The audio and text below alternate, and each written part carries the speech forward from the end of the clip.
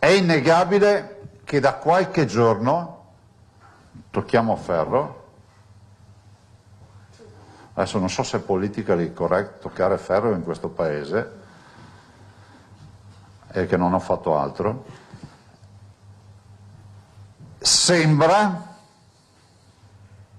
ci sia una fase di plateau, cioè che la curva comunque si sia raffreddata e si sia appiattita, cioè una curva che ha fatto così, sostanzialmente la nostra curva fa così, piccole riseghe, ma adesso sta facendo così, sono 4-5 giorni e comunque è successo qualcosa.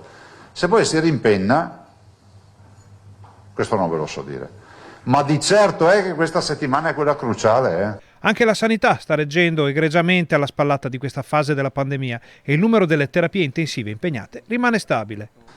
Questo è un bel segnale, è un bel segnale perché comunque poi ce lo dirà, immagino bene il professor Baldo, è chiaro che il vaccino ha fatto il suo lavoro, perché se no noi non avremmo avuto questi esiti. Questi dati confermano inoltre che si è esaurita l'onda lunga delle festività natalizie.